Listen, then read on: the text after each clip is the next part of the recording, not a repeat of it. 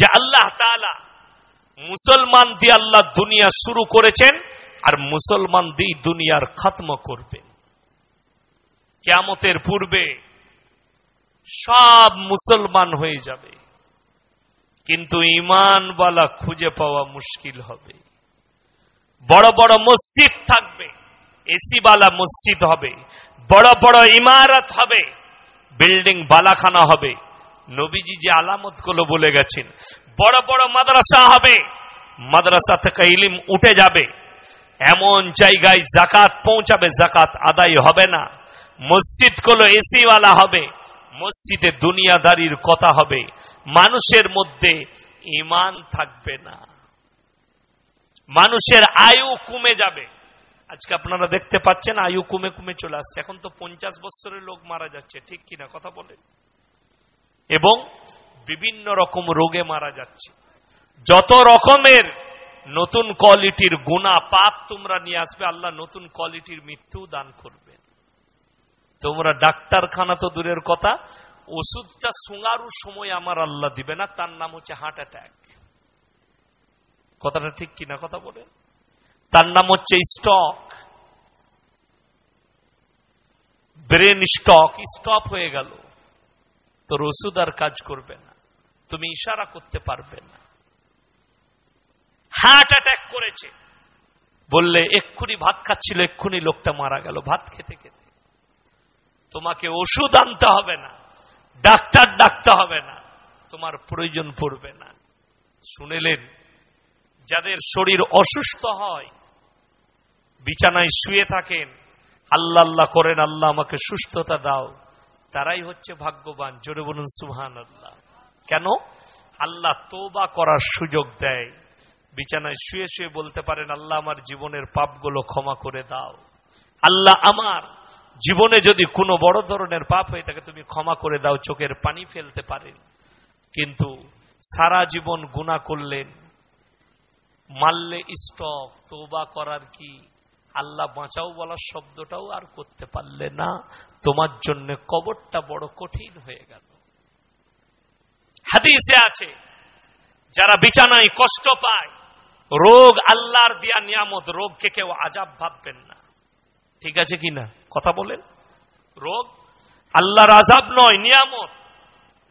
আপনার kidney fail হয়ে গেছে, অনেকজন ভাবে আমার কিডনি দুটো চলে গেছে, ডাক্তারে বলেছে ডায়ালাইসিস করতে হয়। দুঃখ পাবেন না। আপনি কি করবেন? খালি ইস্তেগফার পড়ুন, আল্লাহ তুমি কলমার সঙ্গে মৃত্যু দিও, আল্লাহ আমার কবরকে আসান করো, আল্লাহ জীবনে পাপ করলে তুমি ক্ষমা করে দাও। শুয়ে শুয়ে বিছানায় ইস্তেগফার করো। তোমার ক্যান্সার হয়েছে, ভয়ের কিছু নেই। আমার ভাই, আপনি বিছানায় শুয়ে গেছেন, নামাজ পড়তে পাচ্ছেন না, ক্যান্সারের রোগী, আপনি বিছানায় আছেন, আল্লাহকে কেঁদে কেঁদে বলুন। হাদিসে আছে, যখন বান্দা বিছানায় পড়ে থাকে, রোগগ্রস্ত হয়, আর আমার কাছে ক্ষমা চায় আর ইস্তেগফার করে, তাকে আমি মৃত্যুতে কবরে আনার আগে তাকে মাসুম করে তার গুনাহগুলো ক্ষমা করে নিয়ে আসি। জোরে বলুন সুবহানাল্লাহ। তার কষ্টের কারণে তার গুনাহগুলো আল্লাহ মাফ করে দেন। আপনি দুনিয়াতে কষ্ট পেয়েছেন, ওটা কষ্ট নয়, আল্লাহ দেয়া নিয়ামত। শরীর, রোগ, আমরা সবাই আল্লাহর নিয়ামত। কেউ যদি মারা যায়, জানবেন একটা কথা, আমার ভাই যে আমার আব্বাজি মারা গেছে, ভাববেন আল্লাহ তার নিয়ামতকে ফিরিয়ে নিয়েছে। আল্লাহকে বলবেন, আল্লাহ তুমি আমাকে সবরে জামিল দান করো, আল্লাহ আমাকে সবর দাও। আমার সন্তান মারা গেছে, আল্লাহ আমাকে সবর দাও। আল্লাহ আমার স্ত্রী মারা গেছে, আল্লাহ আমাকে সবর দাও।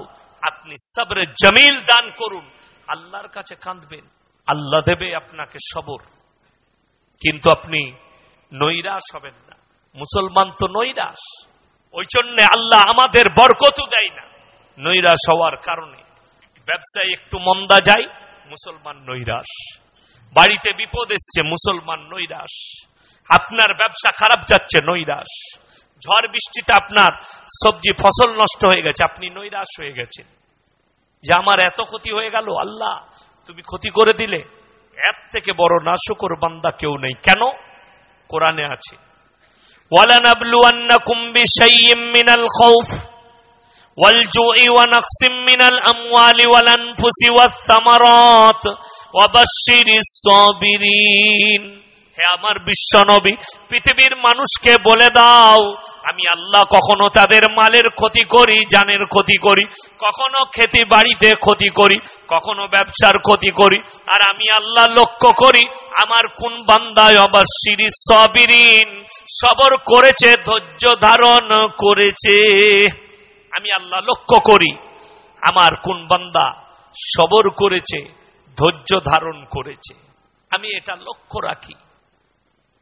যারা সবর করে, ধৈর্য ধারণ করে, আল্লাহ তাদেরকে দোয়া শিখিয়ে দিলেন, আল্লাযীনা ইযা আসাবাতহুম মুসিবা, তোমাদের কাছে যখন কোনো বালা মুসিবত আসবে তোমরা বলবে ক্বালু ইন্না লিল্লাহি ওয়া ইন্না ইলাইহি রাজিউন। সবাই পড়ুন আমার সাথে, ক্বালু ইন্না লিল্লাহি ওয়া ইন্না ইলাইহি রাজিউন।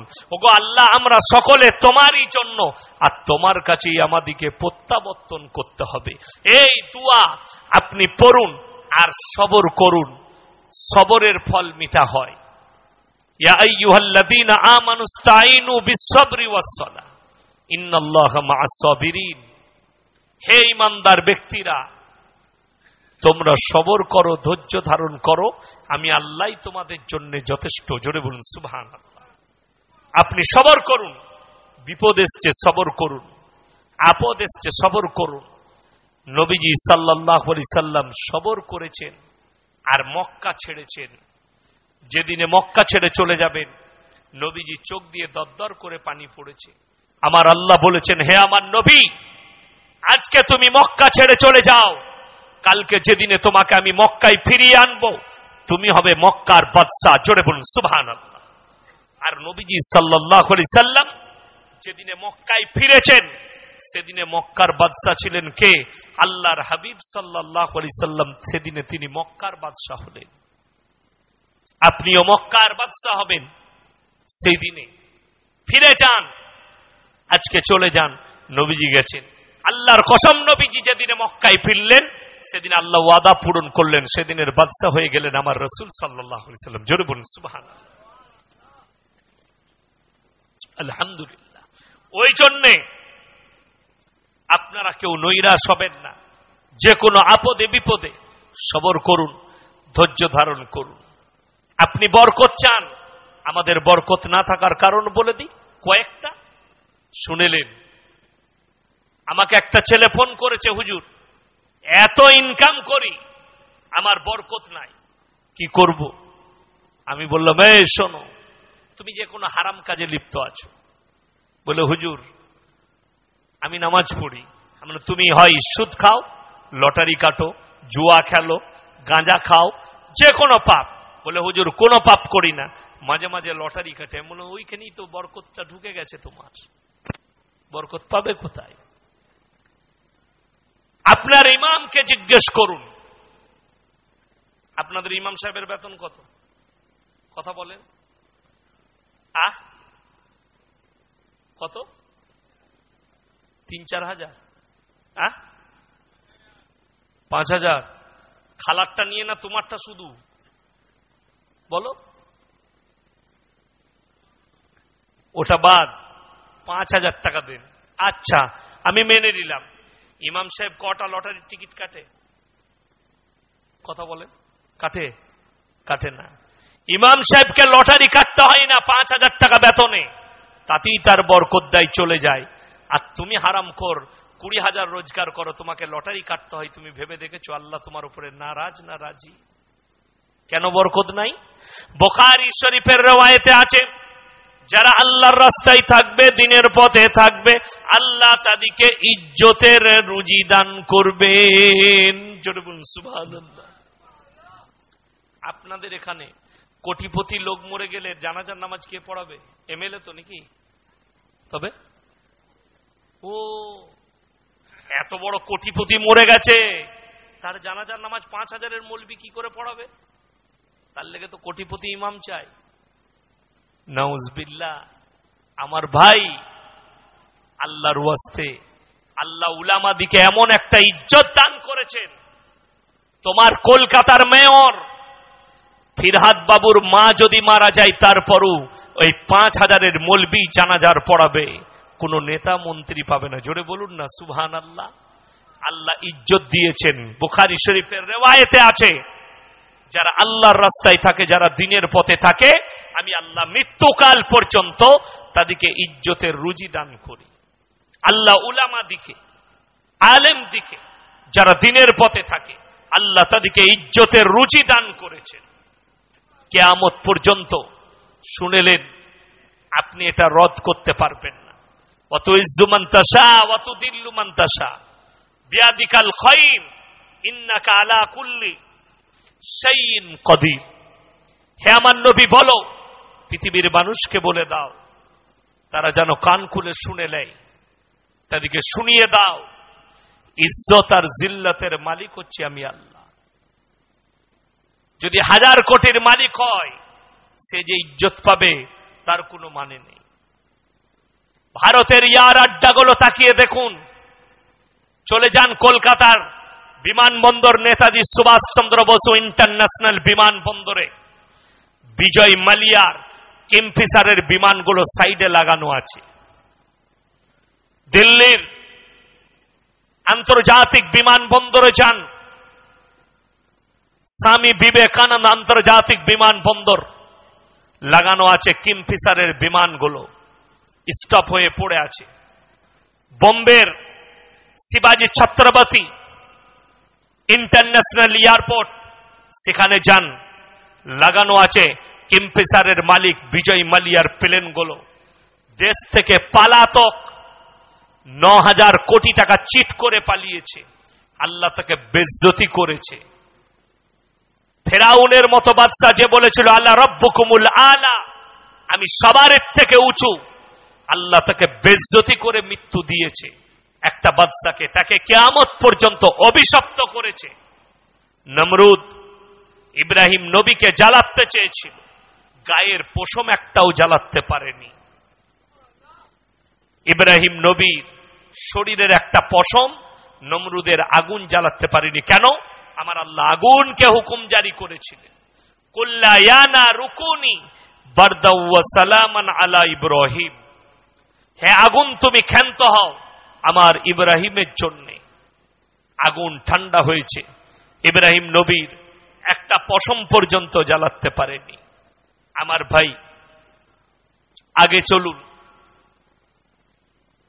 ইজ্জত আল্লাহর তরফ থেকে আসে। আপনি ভেবে দেখুন, আপনার মসজিদের ইমাম, তিনি নামাজ পড়ায়, তার কাছে ইজ্জতের খানাটা পৌঁছে যায়।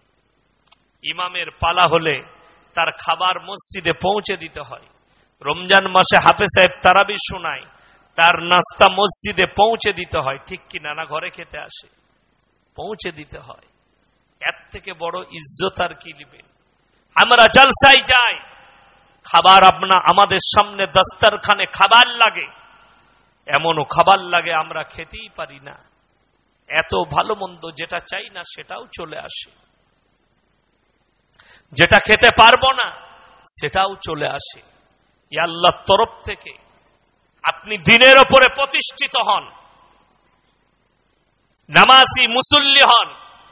বুখারী শরীফের হাদিসে আছে, যারা 5 ওয়াক্তের নামাজি হবে, মৃত্যুকাল পর্যন্ত আল্লাহ কোনদিন তাদের রুজিতে কমি দিবেন না। জোরে বলুন সুবহান। আপনি নামাজ পড়েন না, বরকত চাইছেন কিসে? বর্ধমান থেকে ইয়াসিন ভাই এসছে, বললেন হুজুর একটা তাবিজ দেন যেন আমার ব্যবসায় বরকত হয়। আমার তাবিজে তোমার ব্যবসায় বরকত হলে তো হুজুর আগে বড় লোক হবে। কথাটা বুঝতে পারেননি? আমি তো এরকম বোকা লোক পৃথিবীতে আছে, লোককে বড় লোক করে নিজে গরিব হবে না। তোমার হুজুরের বেতন 5000 আর তুমি ব্যবসা করো 50 লাখের, তোমাকে তাবিজ নিতে হচ্ছে 5000-এর মৌলবীর কাছে, তার দুঃখ কার তুমি ভেবে দেখো। ওই তাবিজে যদি বরকত হতো, আমরা মৌলবীরা কলকাতার ফ্ল্যাটের মালিকগুলো হতাম, কোম্পানিগুলো সব আমাদের হতো, হুজুরদের। কষ্ট তো ওই জায়গায়। আপনি নামাজ পড়েন না, আপনি রোজা রাখেন না, আপনি দ্বীনের উপরে প্রতিষ্ঠিত নন, অথচ আপনি বরকত চাইছেন যে আমি যেন বরকত পাই কিসে? তাবিজে আমার যেন বরকত হয়ে যায়। আমি এগুলোতে যাব না, নামাজে ফামাজে যাব না, অত কষ্ট করতে পারবো না। আপনি বরকত চাইছে। আমার ভাই, আল্লাহর নবীর সাহাবীরা ইয়াকিন আর বিশ্বাস করেছে, তারা তাদের জীবন থেকে হারামগুলোকে বর্জন করেছেন, হালালগুলোকে ধরে নিয়েছেন, যার কারণে আল্লাহ বলেছিলেন রাদিয়াল্লাহু আনহুম ওয়া রাযু আন, তারা আমার উপরে রাজি, আমি আল্লাহ তাদের উপরে রাজি। জোরে বলুন সুবহানাল্লাহ। এমনি রাজি হয়নি, আল্লাহ তাআলা তাদের আখলাক, তাদের চরিত্র, নবীজির আদর্শকে, যেগুলো নবীজি নিষেধ করলেন সেগুলোকে তারা সেই জায়গা থেকে সরে এলো। যেদিনে মদ হারাম হয়েছে স্পর্শ করা, মদিনার গলিতে নহরের মতো মদ বয়ে গেছে, নবীর সাহাবীরা বললেন আজ থেকে আমরা স্পর্শ করব না। কিন্তু আজকেও মুসলমান, আপনাকে দেখিয়ে দেবো, আপনার মসজিদে ফজরে দেখে নিবেন, সকালে আসরে দেখবেন, অনেক মুসল্লি আছে বিড়ি না টানলে হাগা হয় না। ঠিক বলছি না ভুল বলছি? জিজ্ঞেস করবেন। খৈনি না খেলে পায়খানা হয় না। আপনাদেরকে যদি এখনই জিজ্ঞেস করি না যে আপনাদের ইমাম সাহেব যদি সকালবেলায় দোকানে বসে সিগারেট খায়, তাকে ইমাম রাখবেন না তাড়াবেন? কথা বলেন, কথা বলেন না কেন? এরা তাড়িয়ে দিবেন। কত ভালো। কেন? সিগারেট খেয়েছে। আপনি বলবেন শালা কত বড় হারামখোর, হারাম জিনিস খাচ্ছে সিগারেট। আর তুমি হারামখোর বিড়ি খেয়ে ইমামের পেছনে কি করে নামাজ পড়ো? কথাটা বুঝতে পেরেছেন না পারেননি? তুমি বিড়ি খেয়ে ইমামের পেছনে নামাজ পড়লে তোমারটা হালাল, আর ইমাম সাহেব সিগারেট খেলে তারটা হারাম। ফতোয়া পেলে কোথায়? কোন মৌলবি দিয়েছে ফতোয়া? যুক্তি ভালো পেয়েছো? বিবেককে জিজ্ঞেস করুন। আমি খালি আপনাদের চোখগুলো খুলে দিচ্ছি। আপনি নিজের জন্য কি করেছেন? নিজের জন্য হারামটাকে হালাল করে রেখেছেন, আর অপরের জন্য হারাম করে রেখেছেন।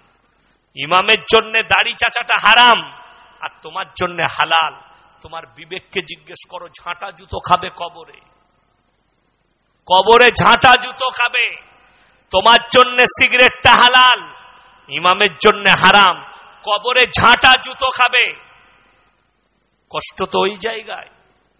তা না হলে বলো যে না আমার জন্য হালাল, ইমামের জন্য। আমি তো ইমাম সাহেব দিকে বলবো তাহলে সকালবেলা এক টান করে মারবে, একটা করে সিগারেট খাবে, লোককে দেখিয়ে খাবে, রাস্তায় বসে খাবে। তখন ফতোয়াবাজি করবে, ওই মৌলবীর পেছনে নামাজ হবে না, সিগারেট খেয়েছে। ওই হুজুরের পেছনে নামাজ হবে না, ওই হুজুর ভালো নয়, সিগারেট খায়। আর তুমি হুজুর পায়খানা ঘরে, জিজ্ঞেস করুন হাদিসে আছে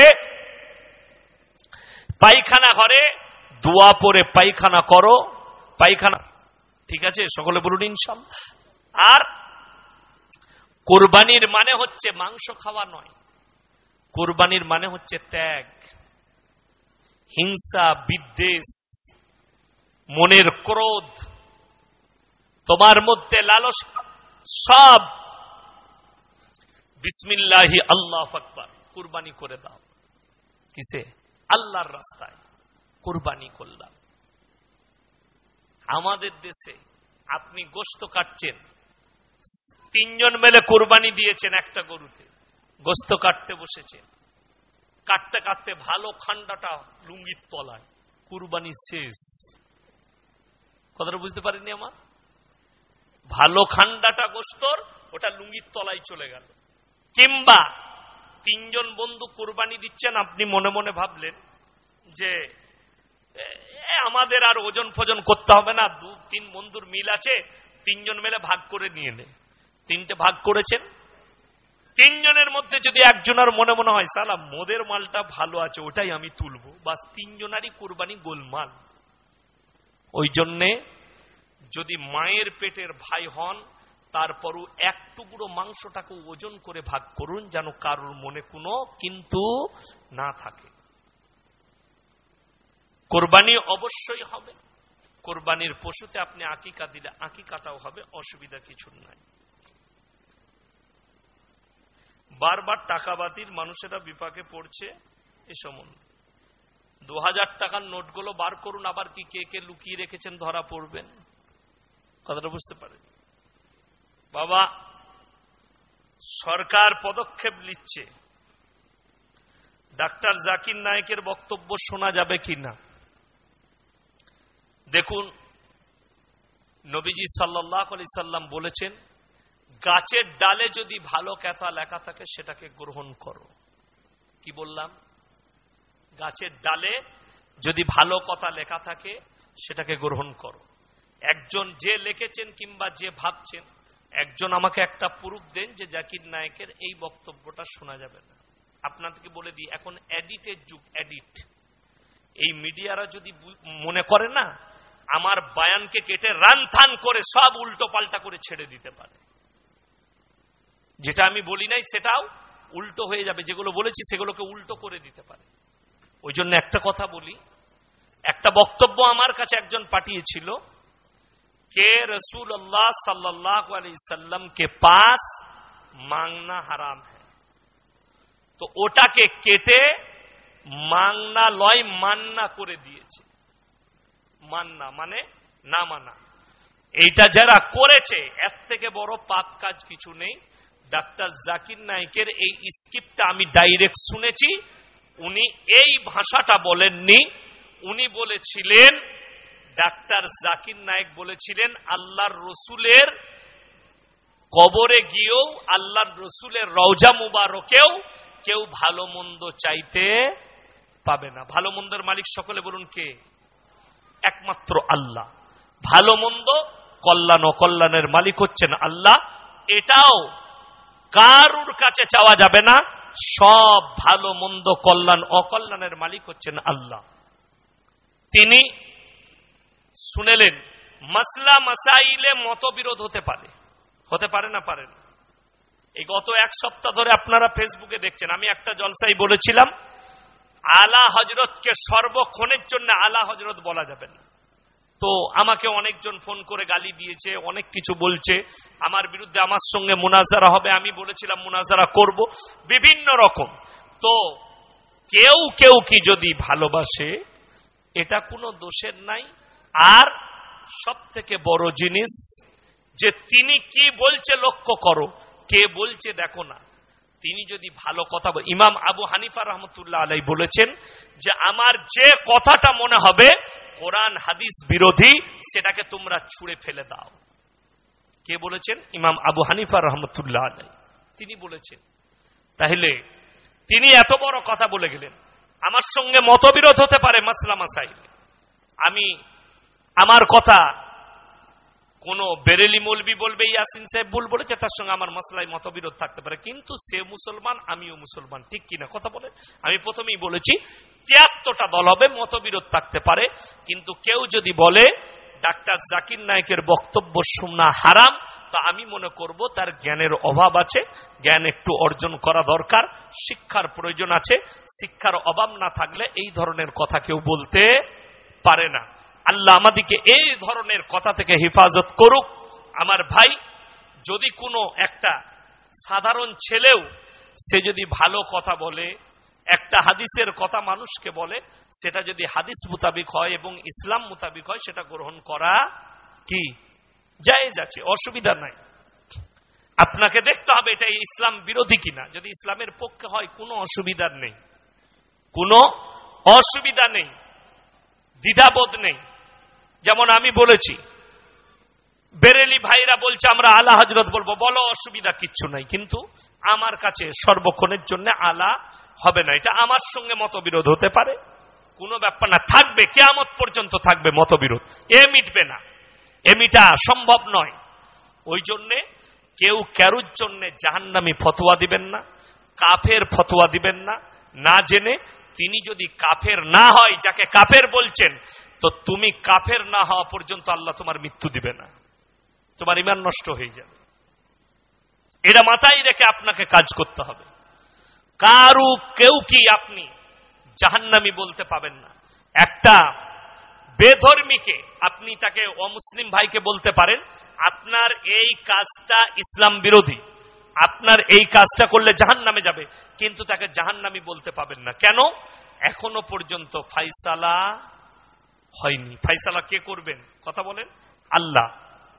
ইয়াউমা লা তামলিকু নাফসুন লিনাফসিন শাইয়া ওয়াল আমরু ইয়াউমাইদিন লিল্লাহ।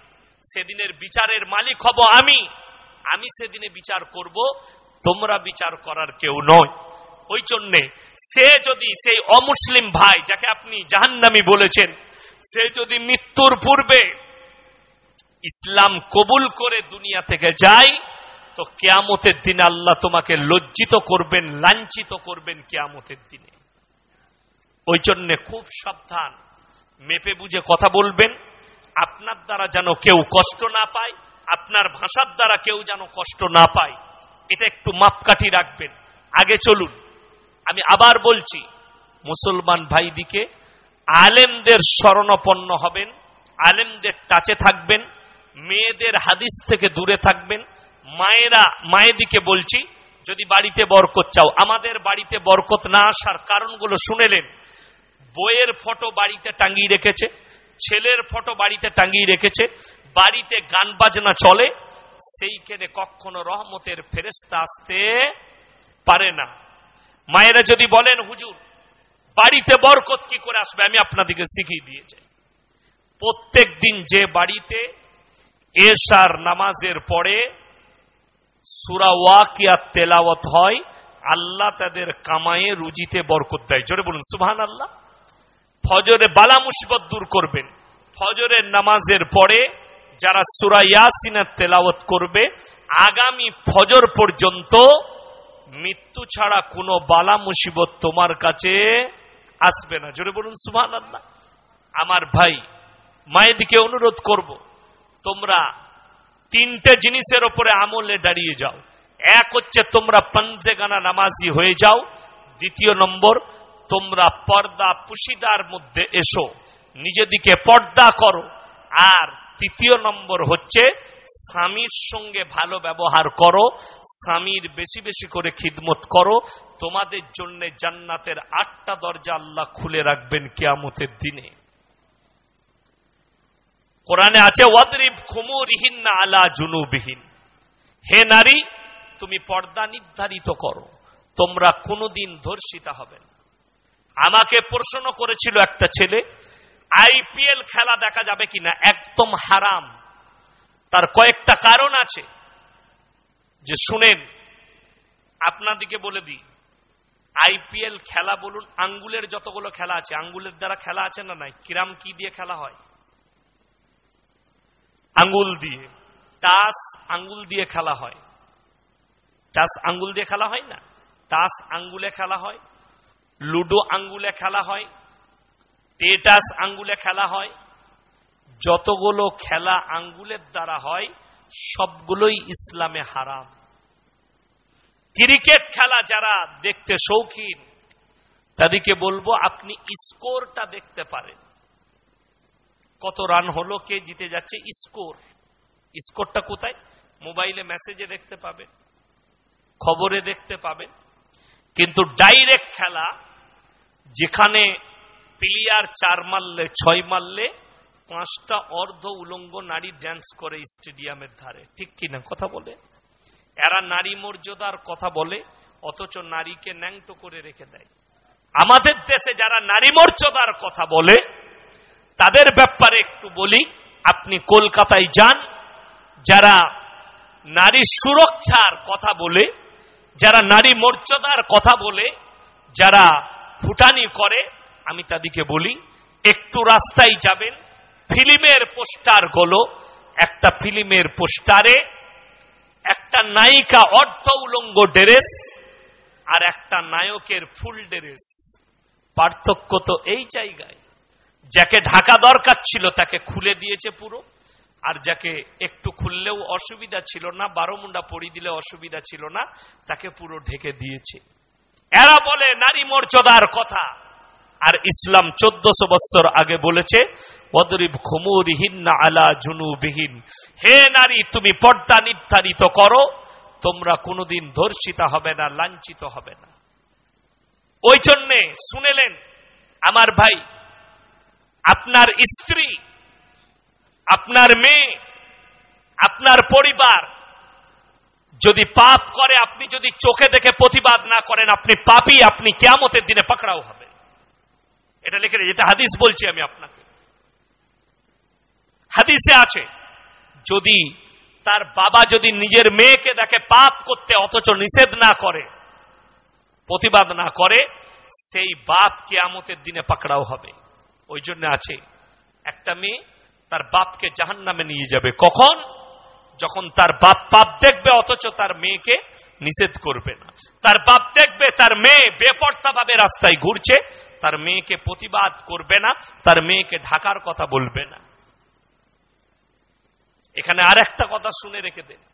অনেকে মনে করেন যে মেয়েরা স্বামীকে, একটা স্ত্রী স্বামীকে জাহান্নামে নিয়ে যাবে, বাপকে নিয়ে যাবে, ভাইকে নিয়ে যাবে। কিন্তু শুনেন, যখন আপনি দাওয়াত দিলেন, স্বামী যদি স্ত্রীকে দাওয়াত দেয়, তুমি নামাজি হও, তুমি মুসল্লি হও, তুমি নামাজ পড়ো, নিজেকে পর্দা করো, আর সেই মেয়ে যদি সেই কথার আমল না করে, আপনি যদি বারবার দাওয়াত দেন, এর জন্য স্বামী আর আল্লাহর কাছে দায়ী থাকবে না। এটা হচ্ছে হাদিস। কেন? যে বালিগ হয়ে যায়, বালিগ হওয়ার পরে প্রত্যেকটা মুসলমান নরনারীর জন্য ফরজ হয়ে যায় নামাজ। বালিগ হওয়ার পরে প্রত্যেকটা মেয়ের জন্য ফরজ হয়ে যায় পর্দা। সে যেন পর্দা করে। প্রত্যেকটা নারীর জন্য, মেয়ের জন্য পর্দা ফরজ হয়ে যায়। কখন? সে যখন কি হয়? বালিগ হয়। পুরুষ যখন বালিগ হয়, ছেলে মেয়ে উভয়ের জন্য ইসলামের শর্তগুলোর মধ্যে তারা চলে এলো, তাদেরকে মানতে হবে। এরপর বালিগ হওয়ার পরে, ওই জন্য ছেলে যদি 7 বছর বয়স হয়, তাকে তখন থেকে নামাজের তাকিদ দিতে লাগবে, যাতে সে নামাজ পড়ে। মেয়ের 7 বছর বয়স হলে আপনার মেয়েকে নামাজের জন্য তাকিদ দেন। আমাদের মায়েরা তো বলে আমার মেয়ে এখন ছোট, 12 বছরও ছোট থাকে, 15 বছরও ছোট থাকে। ঠিক কিনা? কথা বলে। মেয়েরা বালিগ হয় কত বছরে? কথা বলে, কথা বলে না? জানেন না?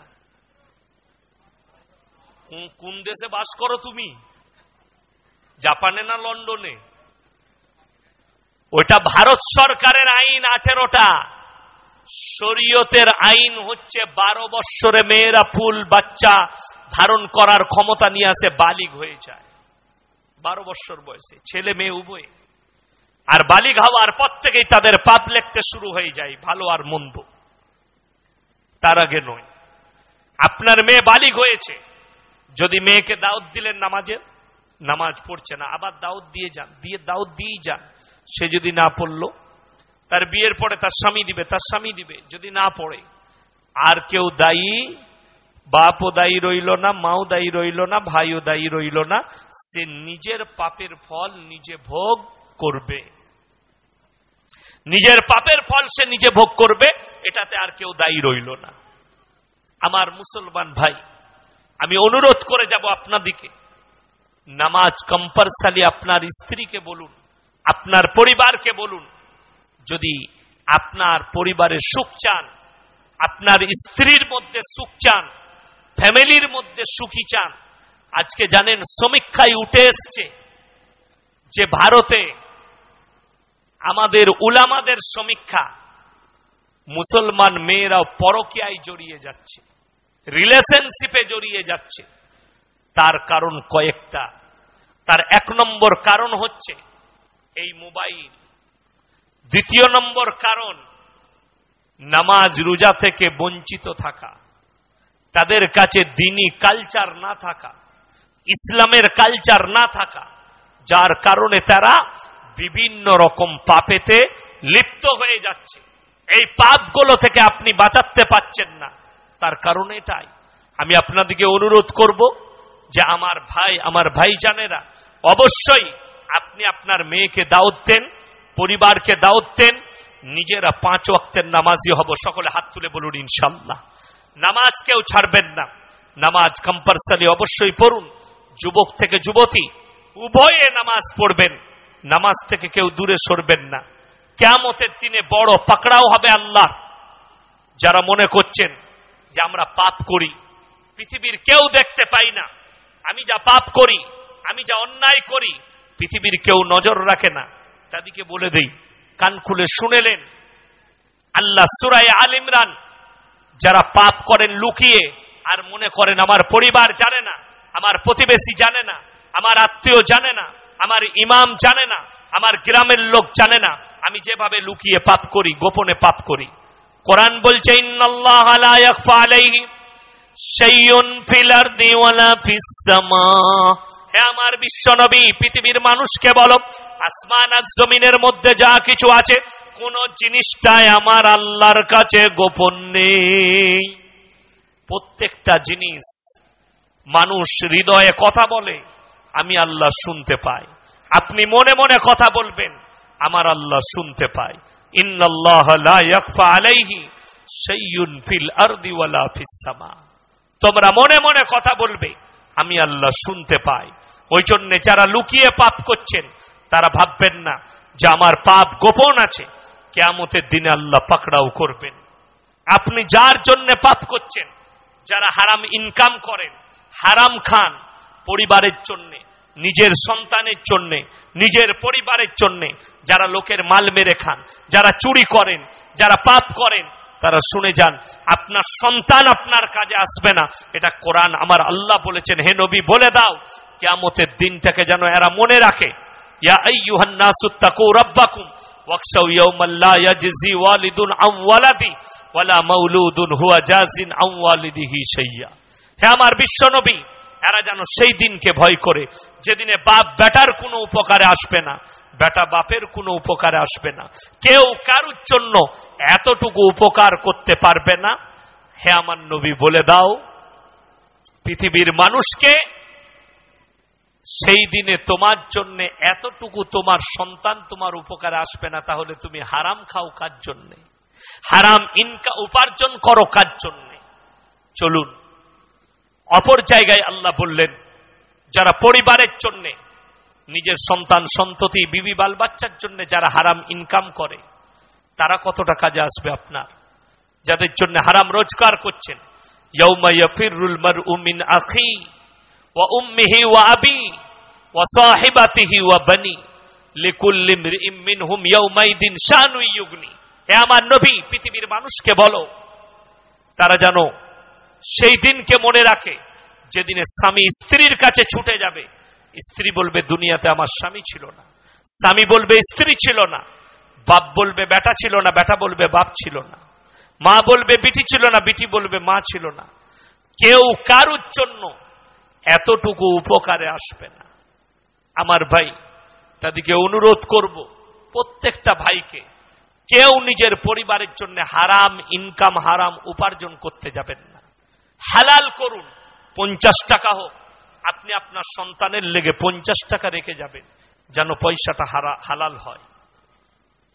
কেউ যদি মনে করে আমার ছেলেকে যা হোক করে বড় লোক করে দিয়ে যেতে হবে, আল্লাহর কসম এটা বিশ্বাস রাখবেন, তার তকদিরে যদি ভিক্ষা করা লেখা থাকে, আপনার সন্তান ভিক্ষা করে খাবে।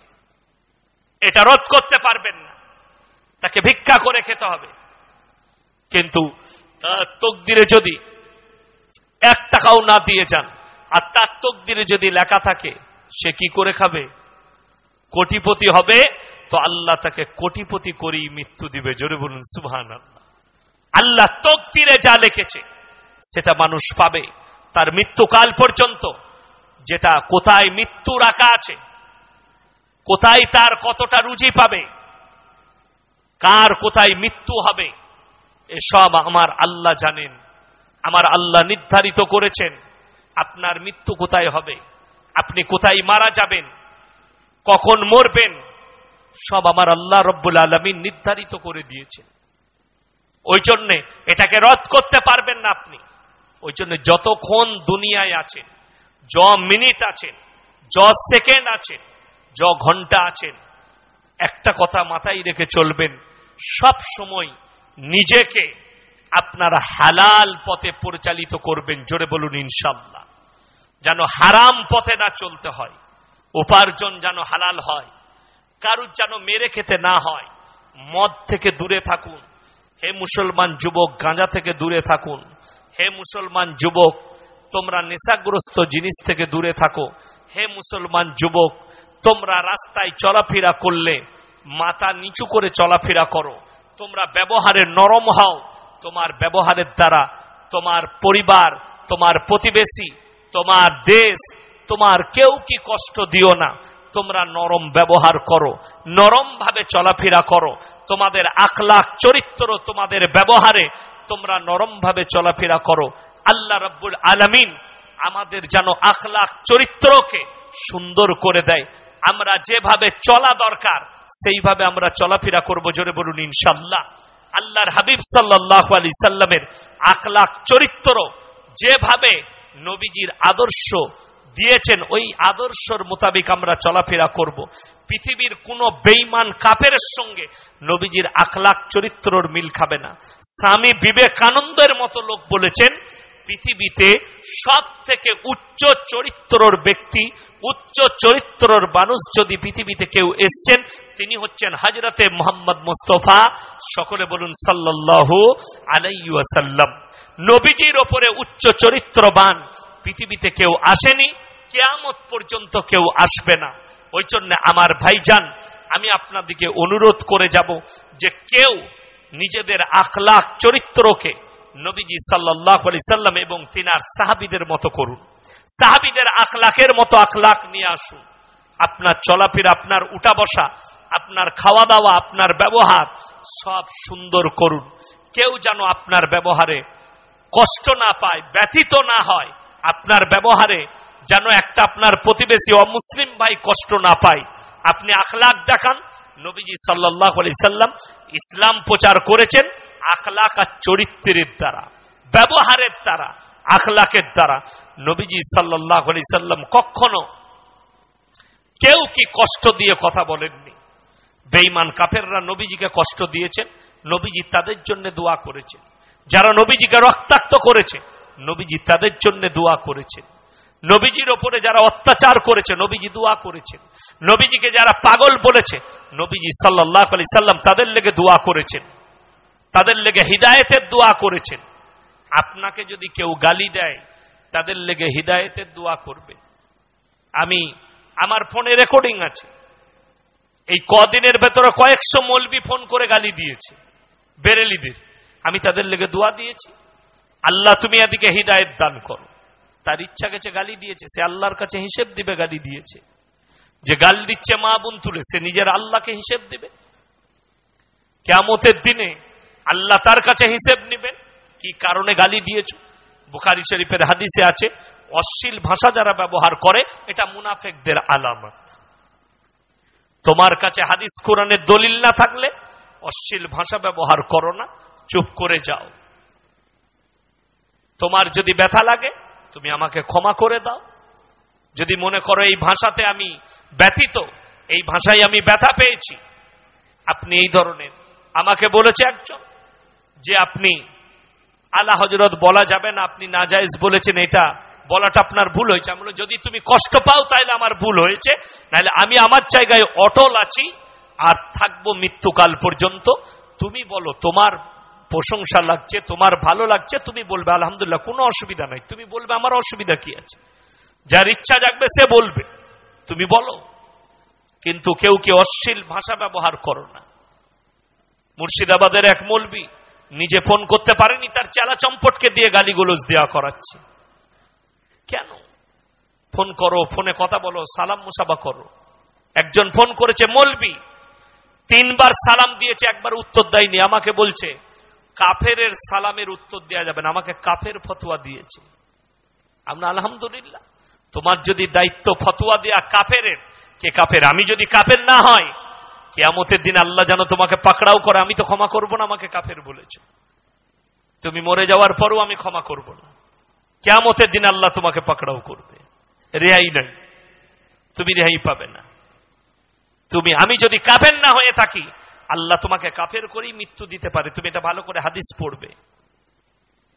তুমি একজন আলেম, কেউ কি কাফের বলবেন না কোনো মুসলমান ভাইকে। আমি আপনাদেরকে বলে যাচ্ছি, কে সঠিক পথে আছে আল্লাহই জানেন, কে কিয়ামতের দিনে পার হবে এটা আল্লাহই জানেন। তাইলে বুখারী শরীফের হাদিস ভালো করে পড়বে। একটা নোংরা জঘন্য মেয়ে পায়ের মোজাটা খুলে কুয়ো থেকে পানি, উন্নায় বেঁধে চামড়ার মোজাটা খুলে কুয়ো থেকে পানি তুলে একটা কুকুরকে পানি পান করিয়েছে, আল্লাহ তাকে জান্নাত দিয়েছে। জোরে বলুন সুবহানাল্লাহ। আর একটা নামাজি মুসল্লি মেয়ে অন্যায়ভাবে একটা বিড়ালকে হত্যা করেছে, তার জন্য তাকে জাহান্নামে যেতে হবে। এইখান থেকে বোঝা যাচ্ছে আল্লাহ কাকে জান্নাতে দিবেন আর কাকে জাহান্নামে দিবেন এটা আল্লাহ ফায়সালা করবেন। খালি আপনি এতটুকু বলতে পারেন এই কাজ করলে জাহান্নামে যেতে হবে, এই কাজ করলে পাপ করলে জান্নাতে যেতে পাবে, এই কাজ করলে তাকে জাহান্নামে প্রবেশ করতে হবে। আপনি কাজগুলো বলতে পারেন, কিন্তু ডাইরেক্ট কেউ কি জাহান্নামী আপনি বলতে পারেন না, এটা আপনাকে কেউ অর্ডার দেয়নি। ওই জন্য খুব সাবধান। বর্ধমানের একজন মুফতি নুরুল আরিফিন, জানি না তাকে চিনি না, প্রথম নাম শুনলাম, অডিও করে পাঠিয়েছে, ছেড়েছে ফেসবুকে যে তোমার ঘরে বসবো, তোমার বাপ আর তুমি মৌলবি শওকত আর মৌলবি ইয়াসিন এরা মুসলমান নয়, প্রুফ করাবো। তোমাকে দাওয়াত দিলাম, তোমার যেদিনে ইচ্ছা তুমি এসো আমার বাড়িতে, তোমাকে দেশি মুরগি দিয়ে ভাত দেবো, তুমি খালি প্রুফ করে দিয়ে যাবে আমরা বাপ বেটা মুসলিম নয়। এগুলো মৌলবি নয়, এদের দ্বারা সমাজ ক্ষতিগ্রস্ত। এরা মানুষের মালকে আত্মসাৎ করছে অন্যায় ভাবে। আপনারা আমাকে মনে করবেন না যে এই মৌলবিটা জান্নাতি, আমার মতো 100টা হুজুর ধরা পড়বে কিয়ামতের দিনে।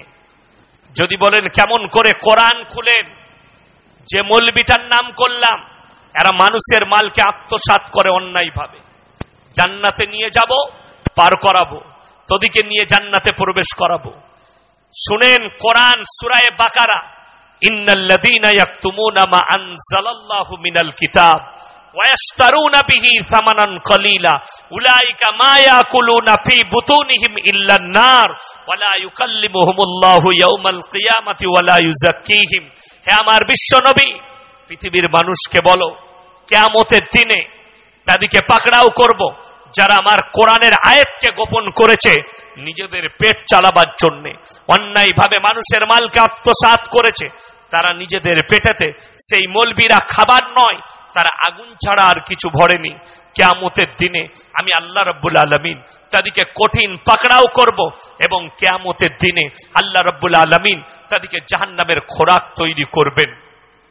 ওই জন্য কিয়ামতের দিনে এক শ্রেণীর আলেম সব থেকে প্রথমে জাহান্নামে প্রবেশ করবে।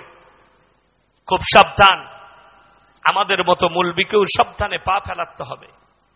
জানি না আল্লাহ কবে পাকড়াও করবেন, কবে আল্লাহর কাছে হাজিরি হয়ে যাবে, কবে আল্লাহর কাছে পাকড়াও হয়ে যাব, আল্লাহ কবে মৃত্যু দিবেন আল্লাহ ছাড়া কেউ জানেন না। আমার ভাই, আপনারা আমার জন্য দোয়া দিবেন, আমি আপনাদের জন্য দোয়া রাখবো। কেউ বিভ্রান্ত হবেন না, বিচলিত হবেন না, সবাই দ্বীনের উপরে প্রতিষ্ঠিত হব। জোরে বলুন ইনশাআল্লাহ। সবাই দরুদ শরীফ পড়ুন, আল্লাহুম্মা